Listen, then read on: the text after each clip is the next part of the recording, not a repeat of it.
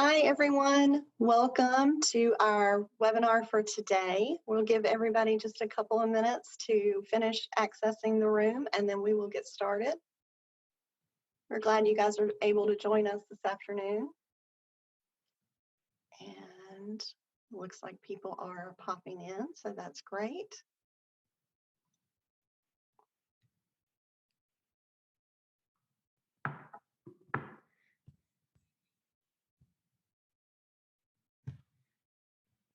Okay.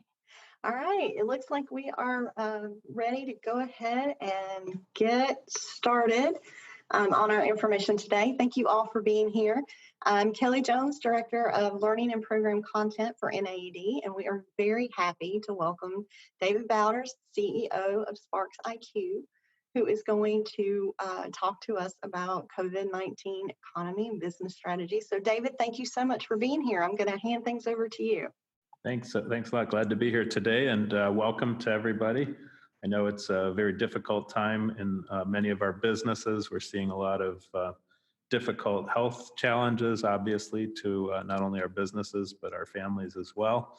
And obviously, there's been quite a bit of economic fallout and continuing uncertainty as to how electrical distributors can be successful, viable, survive, and thrive during this difficult period. So what I thought we'd do today is just kind of give you a quick overview of some of the opportunities that we've seen talking to our electrical distributor clients to be able to build up and secure the business that we have today, to be able to think in a data-driven way about where the opportunities are to strengthen the business, secure the businesses that we have today, and also to be thinking forwards towards if and when the economy opens from this lockdown period, how can distributors prepare to be successful coming out of this great difficult period? So I'm going to present for about 30 minutes on some of the topics that we think will be of interest, and then we will be able to open it up to questions and entertain any thoughts or comments that you have as well. So obviously there's been a lot in the news about the impact of COVID and the way that it's affecting the economy, the way that's affecting society. And these are big issues. And as we know around the country, depending on where you live, where your business operates, there are very, very significant impacts. We have many clients who are reporting between 10, 15, 20, 30% reductions in the amount of revenue. Major projects are being frozen, new projects are being canceled or deferred.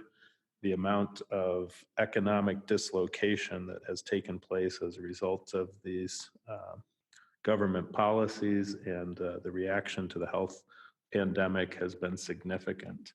And what we're really seeing right now is that we're entering a period of great economic instability, and that the instability that we're going through, far from being a short-term effect, is really going to shape the world that we're in as we leave this period. And so one of the things we really have been talking a lot to our clients about is how can we really fortify our businesses today and position them to be successful going forwards. So just as there are certain good hygiene practices for us as individuals during the COVID epidemic, avoid washing our hands often, avoiding touching our faces, staying home while we're sick, and avoiding others, we think there's an equally important question: what does good business hygiene look like during this period? And we believe that there are some guiding principles for that as well. So number one, and I'm sure you've heard this before, but I want to reiterate it for everybody listening: cash is king here. And the steps that you take, the actions you take right now to protect, preserve, and generate cash are going to be the critical levers that you have available to you during this period to survive, perhaps to pursue acquisitions, perhaps to add vendor product lines. Every important reaction or adaptation that you make during this period will probably require a consideration of how you generate and conserve cash. And that means for many of you, reconsidering how you use lines of credit. In many cases, there will be credit and capital opportunities for you that you want to think about proactively, because as this economic cycle wears on, there will be ongoing changes in banking regulations and access to credit. Obviously, one of the most important things you can do right now is to strengthen relationships with your most valuable customers. And that means more than bringing them donuts. It means more than calling them up and asking them to buy more from you. It really means focusing on the value foundations of those relationships and serving your customers without the expectation of necessarily growing your business with them, being more buyer-centric. And then really thinking through the larger health issues in your business, pay attention to your vitality statistics. Really pay attention to the data on a daily basis, whether it's accounts payable, accounts receivable. Everywhere you look in your ERP system and your transactional data, there are signs of health and vitality statistics you need to pay attention to. So again, really cash is king, and being able to understand how to generate and preserve cash requires a keen understanding of data and the role that data can play in both generating cash and preserving cash. And being especially attentive to your key customers right now. Although there's not going to be a lot of great opportunities to grow revenue. In fact, many parts of the country are effectively on an economic lockdown. Even being in conversations with your customers, helping them to understand how you may be able to help them understand the market, what's going on in the marketplace. A lot of our customers don't have access to the same insights that we as distributors have. If you can share those insights, share your understanding of what's going on in the economy, that will be much appreciated. In many cases, people are looking for their trusted advisor, suppliers to really help them navigate the turmoil and change that they're going through. So as we look beyond, kind of the foundations of preserving, conserving, generating cash, paying attention to the metrics of your business, and really protecting and defending your most important customers, we think there's a broader opportunity for companies to pay attention to a few key levers in the business that during busy times when everybody's going gangbusters, a lot of these levers kind of get neglected. People stop paying attention to them. They go on autopilot. And what we've discovered working with hundreds of distributors over the years is that just small improvements in each of a few key business operating levers can make a big improvement in your business. So really working with your teams to understand what we call the profit diamond. What are the levers that ultimately drive profitability, cash flow, the value of your business? There's 4 key levers here. One is sales performance. Obviously, in a tough economy, that's going to be more about revenue preservation than it is about growth. But also pricing, really thinking through carefully what pricing adjustments do you need to be making right now in the midst of all this turmoil to build cash and to build a stronger profit position while understanding perhaps the greater competitive intensity in the marketplace. And then really focusing on efficiency. We know that in many cases, the market has shrunk by 10, 20, 30%. What steps can we take now to lower costs to serve in our businesses to be able to operate with a smaller top line revenue number and fewer GP dollars sitting behind it? And then finally, how do we make sure that on the cost of goods sold side of this whole equation, that our teams are using effective costing of their products to make sure that those products costs are being fully recognized in the way that we price them, the way we serve them to customers. This is yet another critical lever. So if you ask yourself, what would it be worth to the typical electrical distributor to improve each of these 4 levers just by 1 percentage point? You can see here what the change would be in operating profit. So if we increase sales performance, or let's say improve our sales retention in the case of an economic downturn by just 1 percentage point versus baseline, every 1% we can either save or grow revenue is worth a 7.5% increase in operating profit. On the pricing side, for a typical distributor who's earning 4% EBITDA, if you can preserve or grow 1 margin point, that's worth 25% to your operating profit level.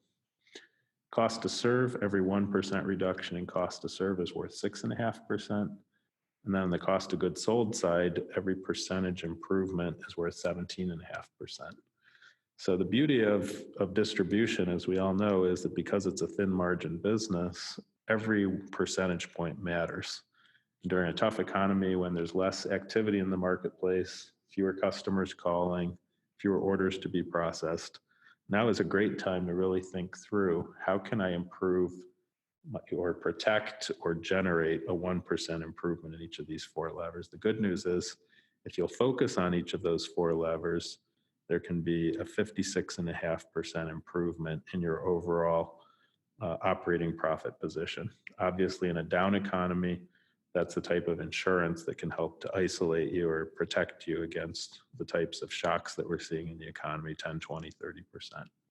So this 1% improvement in each of these levers could very well be your insurance policy against the impact of some of the COVID economic fallout. So let's start with the top lever, and that's really protecting revenue.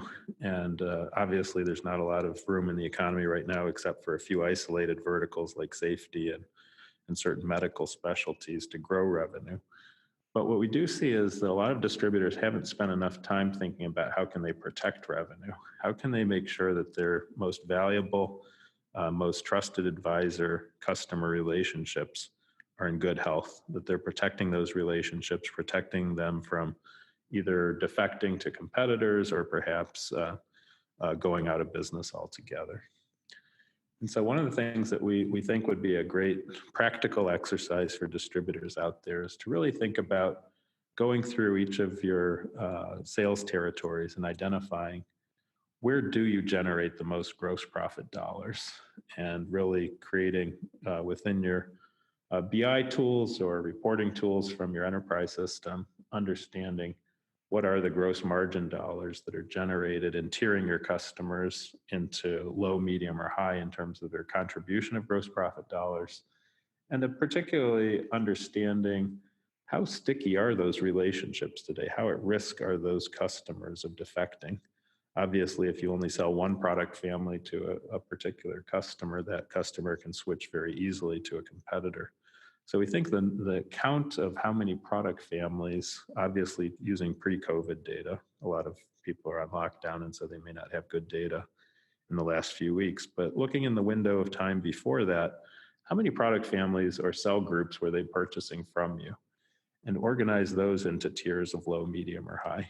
Once you've got those two basic attributes for each of your accounts, you can start to really understand how much of your revenue is at risk, how much of it is relatively strong in the sense that it has both high profitability and high stickiness with the customer, and really then put in place protective account plans to cover those accounts. Make sure that your sales teams are focused on reaching out to those customers. Again, the goal here is not necessarily to be asking for more business, although sometimes those opportunities may surface. But really, it's about how can we help those customers to preserve their own economic safety, make sure that they're making smart business decisions, sharing our insights with them that help them to adapt to a difficult economy, and becoming their trusted advisor if we're not already. But this basic metric of understanding where does your revenue fall, which accounts are in the green box here, can really focus your sales teams on outreach and help you to secure that business so that it doesn't defect, and or that you help them to protect their businesses from the macroeconomic factors that are out there. We do think one of the keys is obviously strengthening personal relationships, and not to put a sales pitch out there, but our company has a program called Relationship Quotient, which is a video-based training course. It's great for taking these days when people are stuck at home. We do have a free license available for sales reps if you want to email us.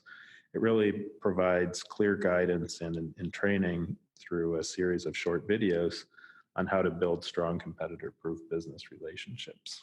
So if you'd like to have a short video-based playbook that your sales teams can use to execute on those accounts where you want to protect them, this is a great way of doing it. So really focus on how can you strengthen the personal relationships, ask how you can help them. In many cases, they're hungry. These customers may be hungry for information. What data do you have available that show what the adjustments going on in your markets are? For a lot of these customers you sell to, they only get to see their little piece of it. They don't get to see the big picture the way that you do.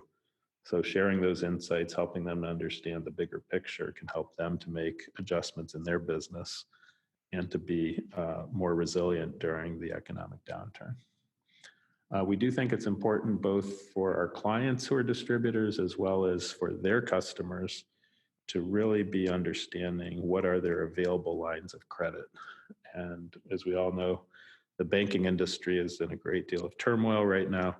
We broadly are advising our clients to make sure that they are exercising and accessing their available lines of credit in advance proactively, because we believe that there will be tightening credit standards as the economy starts to get worse. Again, under the mantra, cash is king, both for our distribution clients as well as for them advising their clients. This is going to be a key to liquidity and a key to survival during this difficult economy. So accessing lines of credit and cash, helping your customers to think through these issues can really help to differentiate you. And it's part of a solid value-based relationship that you have with your customers. Obviously, we're interested in price optimization. A lot of times during busy economy, people just roll with it. They do Wild West pricing. They basically count on volume to make up for mistakes that they make in pricing. But this is a good time with a slower economy to maybe give some fresh attention to your pricing matrices and how you price particular parts of your business that maybe you've left some money on the table with historically. One of the things that we see right now going on in the economy that we think every distributor should pay attention to is credit risk. And we see right now that a lot of distributors are starting to see slow pays in their contractor customer base. We're starting to see more no pays where they stop paying altogether. And we think one of the things you need to be doing right now, rather than putting into place beyond putting in place any type of credit restrictions, which may be necessary, is really making sure that you're exploiting opportunities, capitalizing on opportunities to implement pricing adjustments for those accounts that may either currently be showing signs of credit problems or that prospectively would show signs of credit problems, maybe based on historical experience you've had. So taking your pricing matrices and instead of just having a single column for a customer type and size, implement a version of it, which we call the B version, which adds a small premium, maybe 5%, to the bottom tier products those customers are buying. So that's a good way for you to build in a little bit of extra cushion, some extra margin dollars into your pricing matrices, again, mapping just those customers who show signs either currently or prospectively of having credit issues. It's a much more frictionless way of building credit insurance than trying to charge for that as an invoice line item.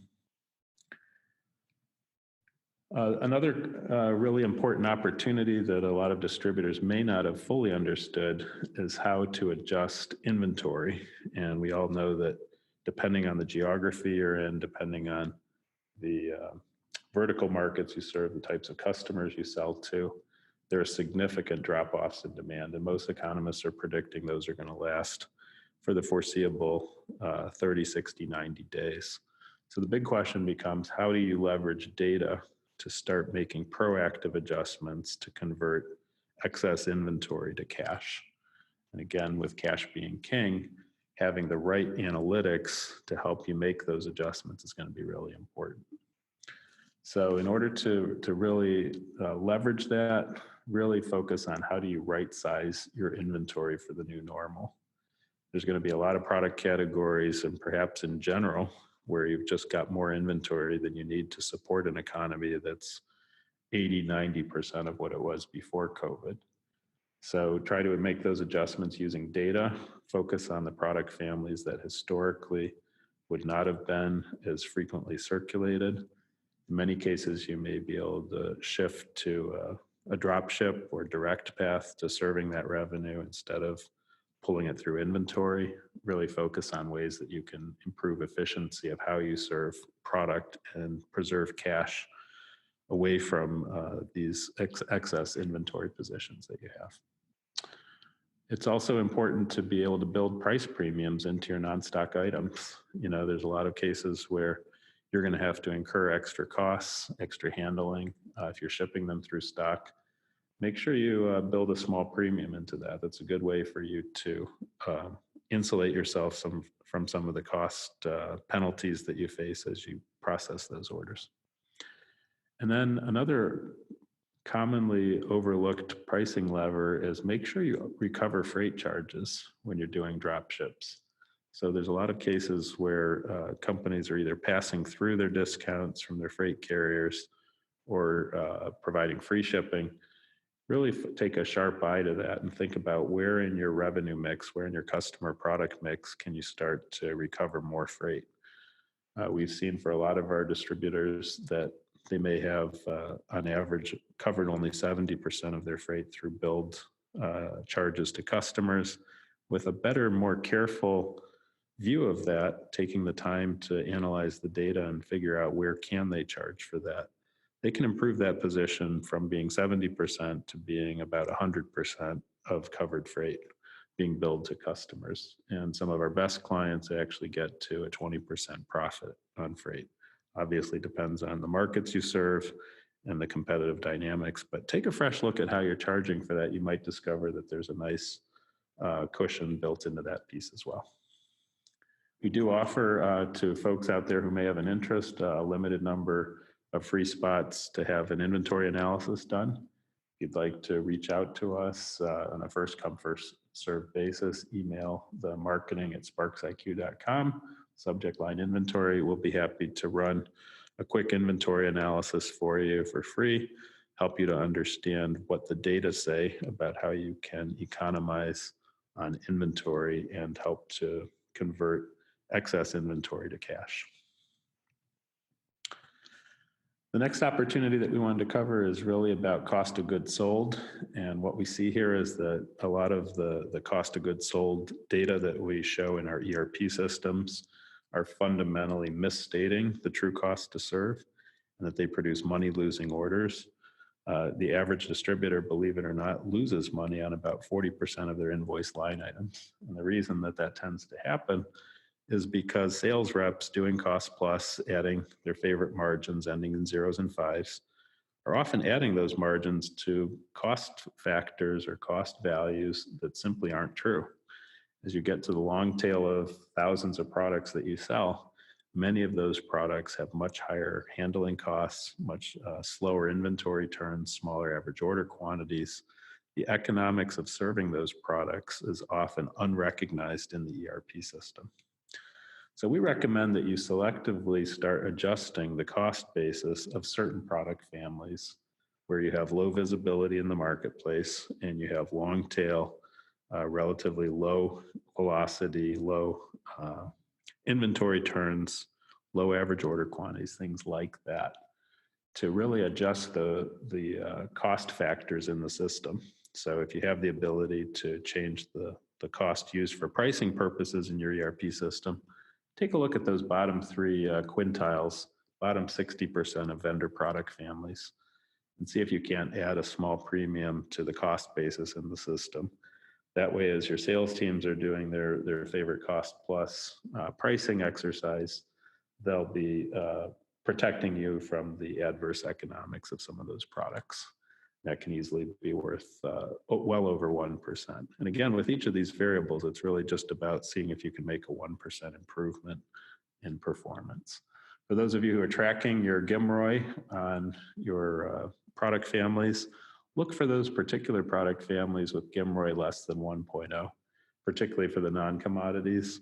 If you find those types of products, those are great candidates to be adding back cost premiums into the cost of goods sold that's used for pricing purposes. So it's really about how does your team comprehensively and work collaboratively work together to address all four of the points on the diamond. It's not any one of these that's going to solve the problem. It's really about, at the branch level, organizing a cross-functional team of people who can look at the right data, make the right decisions, work collaboratively together to make a 1% difference in each of these variables. So, organizing a team that encompasses sales, that encompasses controller, branch manager, the people who have the authority, who have the insights, who have access to data. But try to build your own plan out that says, for each of these 4 variables, what are we going to do right now that will help us to improve our profitability, protect revenue, help us perhaps to add some margin to either credit risk customers or products that have adverse economics. How do we start to make a difference in each of these 4 variables? And I think what you'll find, we've seen this working with hundreds of clients over the years, when you form a team that's focused on this, the money is there. It just requires a commitment. It requires attention to data and really working cross-functionally to make sure that everybody on your team has a common vision and common goals to make sure that it works. So this is really, I think, a pretty straightforward approach. I think it's very practical. It doesn't require you to go out and find a consultant to try to solve these problems. We're happy to be able to offer these insights to you. We've seen that each of the 4 levers we talked about today does predictably produce those 1% gains and does not require you to hire a consultant to be successful at it. It really just requires you to roll up your sleeves as a team, focus on each of those 4 variables, and to really apply your creativity, your ingenuity to create those benefits. And just remember, above all, protect your most valuable customer relationships and protect and generate cash. So again, we do have a couple of special offers for companies attending today. Anybody who's interested in our video-based training, Relationship Quotient, we have some free licenses. Just email marketing@SPARXiQ, subject line relationship. And anybody who's interested in the inventory adjustment modeling, email again, marketing@SPARXiQ, and put in the subject line inventory. And we will be happy to get you enrolled and get you some help during this difficult time. So that wraps up the prepared part of my presentation. What I'd like to do next is open it up to questions. I think we'll either make those available through the chat box, or that's probably the most practical way, right, Kelly? There's a Q&A button at the bottom of your Zoom screen. So if you guys want to type any questions into Q&A, then we'll hand those over to David to answer now. Yeah, and I understand I've been joined by my colleague, Greg Smith. And hi, Greg. Greg's out there, and he's our VP of Sales at SPARXiQ and has been on the board of NAED, and I'm sure can add lots of color commentary to the things we're talking about today. Hi, Kelly. Hi, David. Hi there. Great discussion, great topics. I think I would just like to add a couple things as relates to just kind of add to the pricing discussion, which is it's time, I think, to, if you haven't done it already, to start putting some parameters around your sales team on limiting overrides. And you can do this in a number of different ways. You could certainly do it by account, right? So if you've got some accounts that David had talked about that are a bit risky, perhaps the DSO is stretching out further than you'd like it to, or you could do it by GMROI, vendor GMROI. Either way, however you want to do it, but start to put parameters around your sales team about what they can, how much they can impact pricing, in other words, by how much, and with what accounts. You may even want to lock down certain vendor product categories. You may also want to lock down certain accounts that are real risky accounts, the DSOs going out there, that salespeople cannot override pricing. So just something else to think about. And again, you've covered all the other things, all the other bullet points perfectly. The only other thing I would throw out there, which I've been thinking about over the last couple of weeks, which I think is interesting, and I think is a fantastic opportunity. I always try to look for the bright side, but it's a fantastic opportunity for distribution, which is the unintended consequences, if you will, of COVID. And that is on the digitization and e-commerce. So I know most distributors have started, if they either are on the road and they've been down the road, or they're starting to go down the road of e-commerce platforms. And I think COVID will actually increase the participation, if you will, or utilization of e-commerce platforms. So I think we need to take advantage of that more so now than ever before. So if you don't have people focused on your e-commerce platform, I would highly recommend that you get them focused on the e-commerce platform, because what we know from working with, as David said, hundreds of distributors and looking at their data is we know that when orders are placed via e-commerce, lines per ticket are higher than when they call the inside salesperson or the outside salesperson. They know that the gross margin dollars on those tickets are higher. Of course, the gross margin percent is higher. So you've got all these statistics that essentially add up to the fact that e-commerce hires are way more profitable for distributors than when they call those orders in. So take advantage of the fact that social distancing, nobody wants to be face to face, and more contractors and or purchasing agents are going to start to buy through e-commerce. So I just think it's a huge opportunity for us. I think another thing for folks to be thinking about is what is the efficacy of their sales model. And we know right now with face-to-face meetings going down dramatically, tools like Zoom, the usage of Zoom and virtual meetings going up, there are opportunities to drive much greater sales productivity. And I think it's a great time for companies to be thinking about what is our approach to how we manage call planning? What's our approach to how we engage our sellers to make sure they're spending time with the right accounts? And these tools, where historically we didn't have good visibility into how sales teams were using their time, we're finally starting to get platforms and ways of engaging with customers that lend themselves to more careful management, more intentional strategic planning. So I think, understanding that every crisis presents opportunities. And in this case, there's opportunities to rethink how you use e-commerce. There's ways to rethink some of the 1% levers that we talked about during this meeting. Everything in your business, if you think about it carefully, may present an opportunity for you, either because customers are changing the way they do business with you, because competitors perhaps are struggling. There may be opportunities for consolidation. Every economic shock has winners and losers. And for companies that are paying attention to cash, that are alert and understand the levers of performance, these opportunities can become real game changers in a difficult economy. I don't know if we have any questions out there. Any questions coming in, Kelly? Not yet. If anyone does have a question that you'd like David to tackle, go ahead and type that in the Q&A box. So maybe while we're waiting, I was just thinking, Greg, sorry about that, Kelly. No. Greg, what are your thoughts on how long this economic downturn will last in key metro areas? I know you've been in touch with a lot of the economic forecasting folks out there. What are you hearing about that?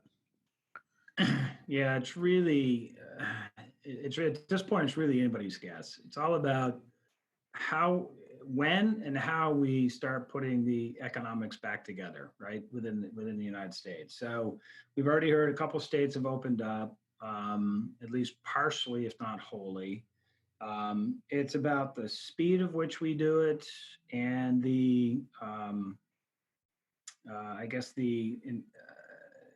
given the fact that not necessarily the speed, but how we do it, right? So some verticals, as you mentioned earlier, some verticals are actually doing quite well. Other verticals aren't. If you listen to some of the industry pundits, they're saying end of 2020 will start to plateau. And then in early Q1, Q2 of 2021, we start to see resurgence.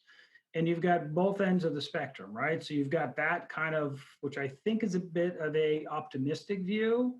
And then if you listen to others, they're saying that it could be 5 years before we get back to 2019. I don't subscribe to that side of the equation. I think it's probably somewhere in between. My guess is, from, again, listening to lots of folks, my guess is this year will plateau out. We'll start to see some resurgence in some areas, depending on when construction projects can start back up. Some haven't stopped, which is great. Other cities like Boston and others have been completely shut down. When those start to open up, we'll see some resurgence. I don't expect anything major for the rest of this year, but I don't expect to go backwards anymore either, which I think is good news. So I think this perhaps is the bottom, if you will. And then in 2021, we start to see some resurgence and by maybe Q3, Q4, with lots of caveats to those statements, we're back to seeing close to the revenue numbers that most were seeing before. And again, it really depends on the vertical you're in. I think one of the things to be really alert for as a distributor is the false starts that are possible. And I think one of the things we're learning about COVID as an illness is that it's very difficult to measure quickly, cheaply, ubiquitously, that there are going to be a lot of states and local governments that make mistakes along the way.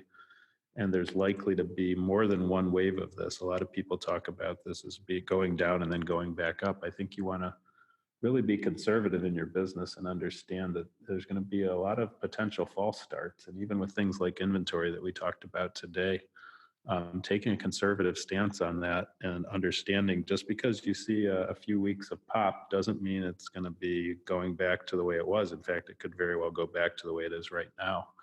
And until we have a vaccine, until we have effective treatments, until we have ubiquitous testing and networking of connections and contacts, those issues are going to present lots of recurring waves potentially of these shocks. And so I think that's the part that's going to make it really hard for distributors to plan, is that there's going to be a lot of these false starts. And what you don't want to do is drop your guard. I think this is really the big issue, even from a health perspective right now, is people are fatigued by having their guard up for so long that it takes a toll. And what happens is really that people drop their guard, and they do it when they can least afford to. And I think that's something to definitely be thinking about in your business is, are we dropping our guard too soon? It's good to be optimistic. Anybody who knows me knows I'm an optimist by nature, but this is there is no economic precedent for what we're living through right now. And anybody who tries to tell you that the stock market is up by this percent, things are going back to normal, I would view that with healthy skepticism. And economics of distributors are too fragile to make the kind of mistakes that people make in other industries. Yeah. And that unprecedented situation that we're in right now kind of relates back to this question that we just got in for Greg.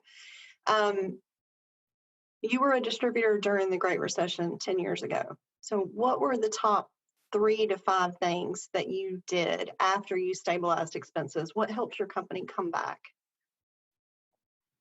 Yeah, great question. So sadly, I've been part of the 87 recession, the 91 recession, the 2001 recession, and then the 2008 recession. I was really hoping I wasn't going to go through another one. But lo and behold, here we are. So yeah, again, great question. If I look back and look at a lot of the things, positive things we did, the right things we did, and then I look back at the things we didn't do well enough.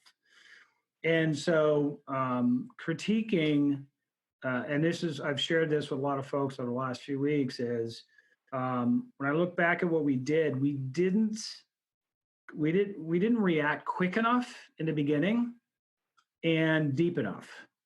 And so we did 3 or 4 things over a period of probably 6 months, with reduction in force and furloughs and pay cuts and all those things that had I to do it all over again, I would have done it once, and I would have done it deep, and I would have then kind of figured out, all right, now that we've done that, now let's figure on what's the recovery look like.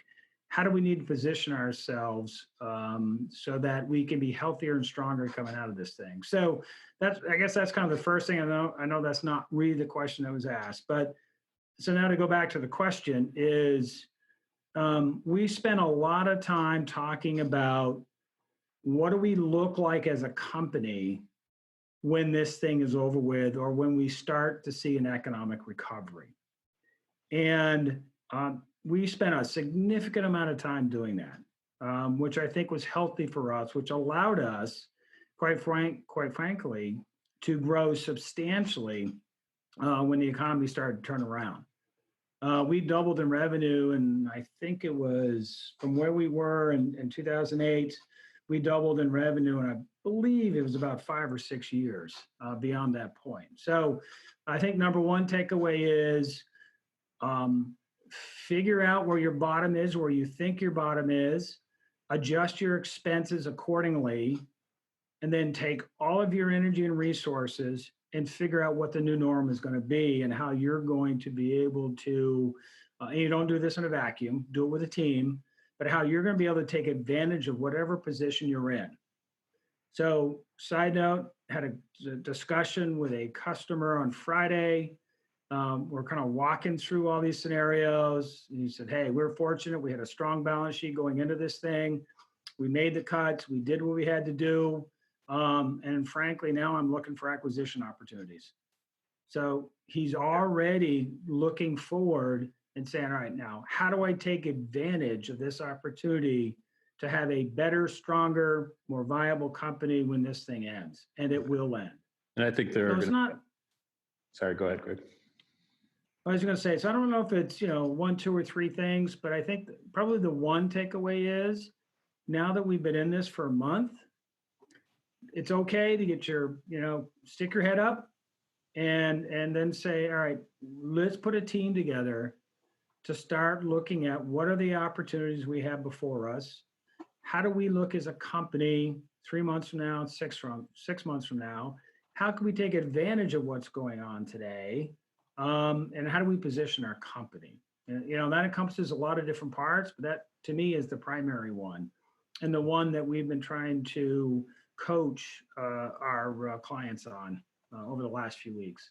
Yeah, I think one of the things that you said that's really interesting is the importance of speed, because a lot of people say, hey, I'm going to start working on this thing, but whether it's pricing or whether it's inventory, cost to serve, and any of these different levers. But the longer you wait to start acting, the bigger the impact has to be to recover. And so the faster you make decisions, that's one of the reasons in this presentation we focused on what are the things that you could do this afternoon, decisions you could make with your own data. If you spent this afternoon or tomorrow really focusing on it, what changes could you make that would add 1% to each of those 4 levers? And the sooner you get to that, the more likely it is that 1% will add up to something meaningful. If you wait until 3 months from now, it's probably too late. And the other thing I think that you said that really resonated with me is the importance of not just taking one cut at these things. There may be an initial cut that you take today, and you come back 2 weeks from now with fresh eyes and you take another cut at it.